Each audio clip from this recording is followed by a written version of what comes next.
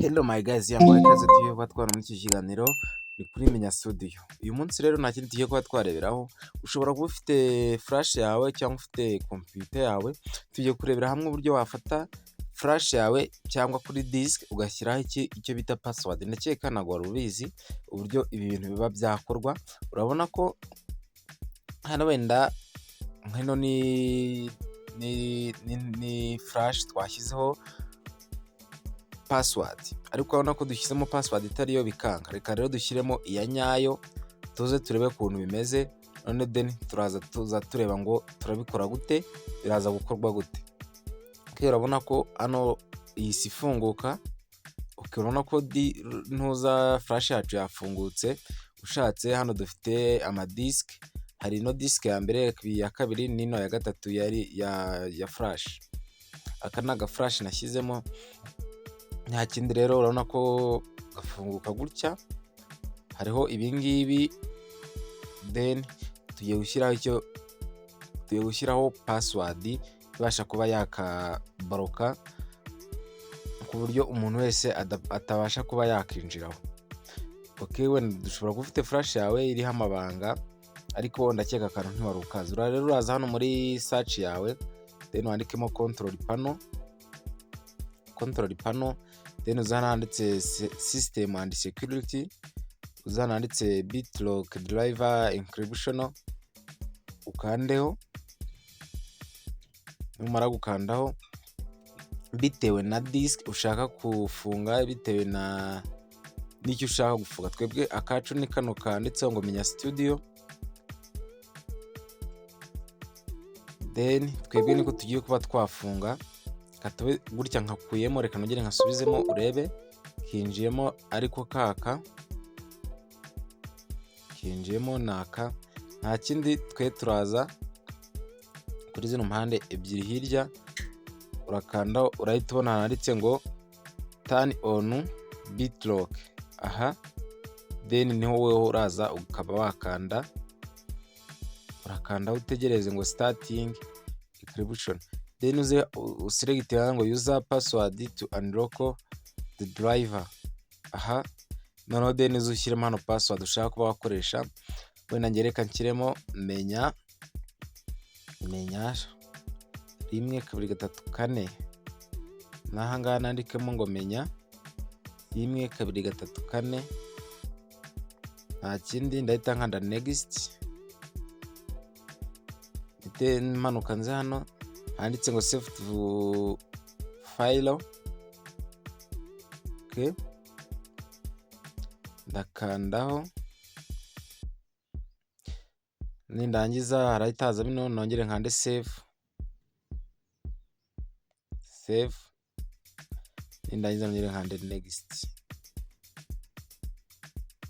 ndakanda next, nongere next, kanda next. Nkwibutsa ko iyi flash nuba wayibikoze, ahantu hose uraza kuba washyiramo indi machine, iraza kujyaho password. Ushobora kwishyiraho amabanga yawe. Rero ndakeka akantu abantu benshi ntabwo twari tukazi, ariko navuze ntereka nkakore. Noneho then urahita ukanda start encryption, then urabona ko yabaye turn on, yamaje kujyamo. Rero kuri cyo nakeka yamaje kugeramo, yamaje kuba yajyamo. Urabona hano iri kubara ngo bijyemo, ariko ubu ngubu n'ubundi yamaze kugeramo, nuko iba ikiri codinga. Then reka tube twafungura file tuze turebe, tuze dufungureho nk'aha ngaha.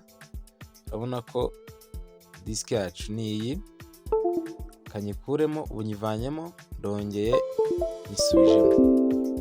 Kuri tele yarangira, urabona ngo bari kumbwira ngo location ngo no is not available, ariko n'ubundi yabaye iki, yabaye unlock, yabaye yajyaho password.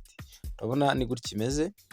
Ntushobora kuza ngo uyikandeho uyinjireho bikunde udashyizemo ya password twabaye twashyizemo, ntibyakunda. Wenda reka tubanze dushyiremo nk'itari yo turebe. ukande unlock hano, ntiyakunda udashyizemo iya nyayo. Okay, urabona kubikuramo nyine tugiye gushyiramo iya nyayo, tuze turebe. Kande unlock,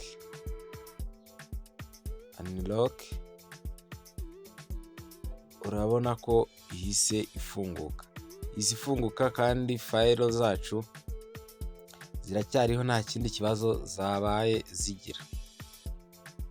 Urabona ko file zacu nta kibazo zagize, zose ziba zikiriho.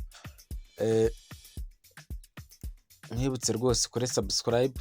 Iyi video nimba ari ubwa mbere ubaye wamenya kano kantu, wibuke ukore subscribe kugira ngo video indi iyo ari yo yose y'ubwenge tuzajya tuba twashyizeho uzajya ube wayibona byoroshye.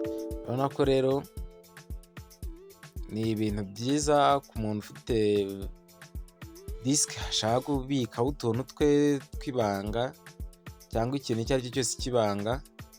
Ni ibintu byaba ari byiza kuba wabikoresha. Urabona ko ni ibintu rwose byagufasha cyane.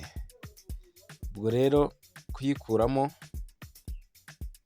ntago ndahita mbikora, ariko ubwo video izaba ikurikira mwambwira nkazayibakoreraho, nimba mwabonye aka kantu kaba ari ak'ubwenge kabakorera video noneho yo kubikuramo. Aho kubikuramo nabyo ntabwo bigoye, kandi nkwibutsa gukora subscribe, like, comment kugira ngo umunsi ku munsi tujye tuba twabana 5 kuri 5.